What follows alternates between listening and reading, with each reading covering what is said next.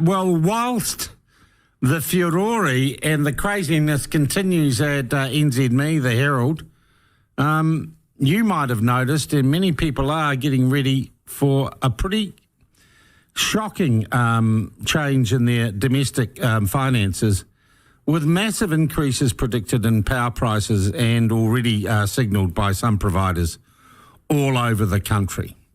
Also suggestions that we're running out of gas and the country is in a power crisis. What the hell went wrong? I thought we had a natural advantage in this country in all sorts of power sources. We've got tons of coal, we've got hydro, we've got gas. Why are our power prices going up? I think it's a fair question.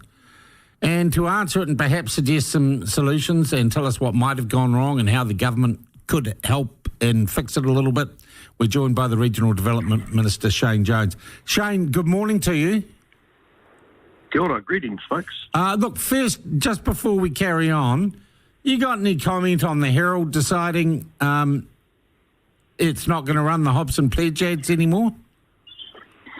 Oh, that was news to me. I didn't know that. They have announced this morning that they are reviewing their advocacy ads, which they didn't do for the CTU ad during the election campaign, and they've rejected the new Hobson's Pledge ad and they won't take any more. Okay, no, I wasn't aware of that. Look, all of the mainstream media have got fiscal challenges, and from a pure commercial perspective, I wasn't surprised that they ran that ad. There's nothing new. There's nothing particularly sort of provocative in an unknown way about where Don Brash is coming from. He's got a viewpoint. Yeah. We've got a viewpoint. Debbie Packer's got a viewpoint, but I'm not interested in her after she called us bad names. That's the Rabbit Queen, as I said. She's been one colonial hole too many. So, nah, mate, I wasn't aware of that. Are you concerned that our major media organisation, even in its advertising policy, seems to be biased? Well, I think what it shows is a development in deeper New Zealand society. You know, in a free and open political market, ideas compete with each other, and the idea that we should be by stealth changing the ownership of the New Zealand coastline in variance to what Parliament and the Māori Party themselves negotiated in 2011, without it being an open contest, I actually think weakens our sense of democracy. Never overlook the fact Chris Finlayson passed the 2011 legislation with Tariana and Dr. Peter Sharples. It was a joint effort. And then it was the court system that decided to invest those words that Parliament agreed to with a meaning quite alien to what Parliament thought it was doing. Now, to correct that, which is what we're endeavouring to do, is to actually restore balance. Now, the notion that we should be having seabed and foreshore decisions that offer a title out to the 12-mile limit in the absence of a navy to patrol it, and also given that all of the Māori fishing interests in my time, they were settled through the Sea Lord deal. And I'm particularly antagonistic against any notion that these allocation of customary title or customary entitlements or rights or interests turn into an opportunity for tolling. That is not what Finlayson, that is not what the Māori Party intended, and that's why we're endeavouring to correct that. But you know as well as I do, it's treacherous territory. All right, and we're not allowed to have a debate on it, according to the Herald, which is a real disappointment, even if someone pays to take into the debate. Well, Winston and I are running the best of our ability the debate through Parliament. Look, I know it's put a lot of people offside with me from the Māori world, but unless we address what the real dire challenges are in front of us, and they are of a particular economic character. Yeah, there's a sliver of heat and whitewater around the relationship between the Crown and the treaty and all that, but the bog standard garden variety, vast majority of Kiwis, they give that a cursory thought, maybe once or thrice in their yearly I tell you lives. what Kiwis are thinking about, Minister. They're thinking about their next bloody power bill and how they pay it and what's gone wrong.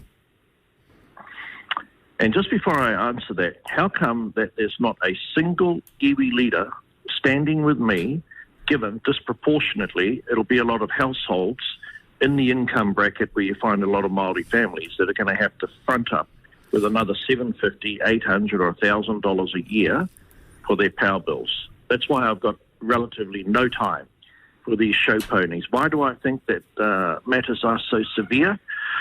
Look, we've asked the Gentailers, those are the 4 large entities that were privatised or partially privatised, to deliver additional supply capacity when their overarching mandate is yearly profit. And you profit when demand is greater than supply. So why are you surprised that we have limited supply? The incentive for a major power producer, and these power producers also own all their own customers. So where's the competitive tension? A market that does not deliver competitive outcomes is a market that's not working. So you're saying the very nature of the market is set up to drive up prices? Of course it is. Yeah. Who do you think? Who do you think is going to build the next hydro power station? Who do you think is going to build the next geothermal power station? It is the large Gentailers who have the balance sheet, but they have failed the test of national interest. And for years on end, they've challenged me to shut up, and they've said to me it's not their role to address the national interest. That's the role of the Crown. Their job is to service their customers because they own their customers. I have no idea what's the transfer price between their customers and their generating assets. So I'm not surprised we are where we are.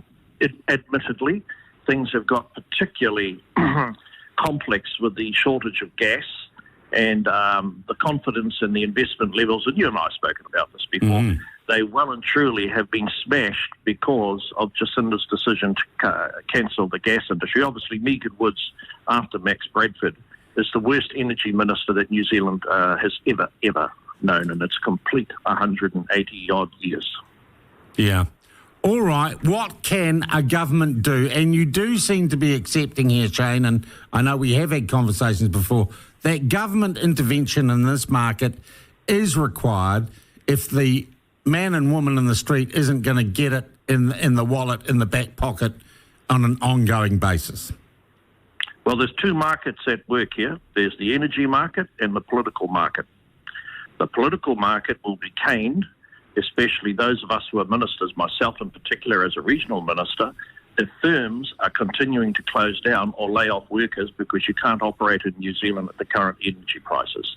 Those energy prices may be very rewarding for the people that are privileged enough to own shares in the equity markets or the share market.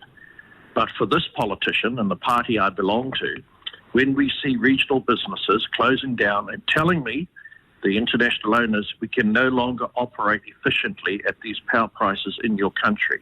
So then I begin to worry about how do we ever attract further foreign direct investors into key strategic areas if we can't guarantee them either affordable power or consistent supply of power. So the first thing that should be happening is that chocolate teapot, otherwise known as the Electricity Authority, which I campaigned to have disestablished, by the way, but I accept that I was unsuccessful. We didn't get enough votes. They need to grow a pair. They need to deal with the fact that the Gentailers are creaming it at the expense of garden variety Kiwis and regional employees. Secondly, in my view, the Greens probably have a case in relation to what the Aussies did to increase the amount of solar roof coverage, right? And come up with an arrangement. And I'm told in Australia, maybe there's more sun over there in certain areas, I don't know. In Australia, that now represents a key development in terms of energy security. I think that we can get more gas amongst the people who currently own the gas licenses on land. Yep. But we're probably going to have to come to Jesus moment with them in relation to what the Crown can do to incentivise more gas exploration. All right, so maybe a reduction in Crown royalties to encourage more exploration and development there. It's certainly one of the options. Okay. What about new power stations? And I see speculation in the media this morning that Simeon and Brown's going to make some announcements about that, and you'd be saying if you want to build a new power station, we'll fast-track it for you. Well, I'm in the West Coast, and Buller has got arguably the most expensive energy. If not in New Zealand, that must be the whole world, because New Zealand now has the most expensive energy in the world in terms of some of the spot prices of a week or so. So there are spots we can immediately turn into hydro opportunities. There is the medium-term development, and it'll cost about $40 million, I'm told, to sink a well in the geothermal fields and around the volcanic plateau. But once again, you're never going to get the Gentailers to do that because they're incentivised not to bring on too much supply. Now, whilst additional supply will help our national interest and it'll help us moderate prices, it will not help them because they've got a captive market. And look, they're operating in a very rational manner. They are 4 companies that are essentially a collective of almost monopolistic operators, and very hard to break them, mate. I guess what I'm waiting to hear, Shane Jones, is not just from you as a minister alone, but from the coalition government. Is there a plan? You know, you're an old school journalist, and I'm expecting to face questions in the House. What is the plan? Mm-hmm. The plan has to be to rebalance the regulations first that were foisted upon New Zealand from the Bradford experience. That's the first thing. The current market, in my view, is not competitive enough, thus we don't have the necessary supply. Yep. Secondly, we should be actually exempting from the constipated processes of RMA a lot of these essential utilities, and they should be on a fast track, whether it's more geo, whether it's more hydro, and that's why my leader brought the fast track legislation in the negotiations into Parliament. Yeah. And boy, at the top of that list should be additional power capacity. Now, there is gas, but it is currently the property and subject to contracts between gas suppliers and Methanex. And I'm fearful that we don't feed a process of deindustrialisation in New Zealand. To me, that's the death knell for jobs and regional security. Where we can get additional gas from, but we've got to be very careful, is importing it, either in the form of LNG, LPG. Yeah. Once you hook your New Zealand electricity system up to international gas spot prices, then you bring a host of other unmanageable consequences. And vulnerabilities. Economic vulnerabilities. As obviously vulnerabilities, because we would always be a price taker. But in fairness to the people working at our gas company, Andy Knight and others, they are working on options as to is it worth New Zealand heading down that direction, and no doubt Simeon Brown will bring those options back for ministers to look at. Okay. You're obviously working and discussing with him these issues? I'm the associate minister, but I sort of feel that I'm at the front of it because I've been doing regional summits. And hello, yesterday people raised with me, okay, Jones, it's all very well wandering around with a $1.2 billion fund, but if businesses are closing down because of grossly burdensome energy prices, well, what's $1.2 billion going to do to solve that problem? I know I'm not going to like the answer to this question. You're going to get my power bill down by the end of the year? Well, I've been talking to people, the generation of my mother, that's sort of 15, 20 years older than me, and it's quite horrifying to hear them say whenever they get a sense that there's a power crisis, they no longer boil the jug. Yeah. Or they make tiny little, largely inconsequential decisions. And they sit there and freeze their nuts off, Have the effect of lessening the quality of their life. Well, I mean, for God's sake, mate, we're meant to be a first world country. Can you do anything to reduce their power bills, those people power bills, by the end of this year? Well, let's just wait and see what the options are. With more supply...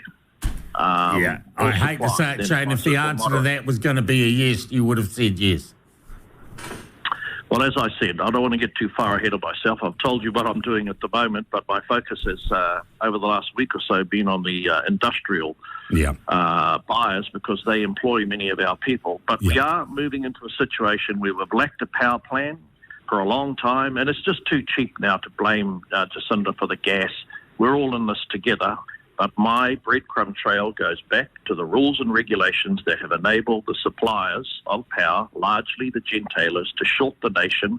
And now it's you and I and our businesses that are feeling the pain. The only company that seems to show any integrity in relation to fronting up is the chap who runs Mercury. At least he came onto the media and gave an explanation. So from that perspective, full marks to Mercury. The rest of them, hey mate, they're scuttling around like feral rodents. Yeah, but they're doing what the market They're doing what the market directs them to do, and current regulations allow them to do. So, you know. Yeah, I mean, profit. Their profit obviously is more important than our national interests, and as politicians, we can't let that go unchallenged. All right. Shane Jones, I thank you very much indeed for your time this morning, and good luck with it.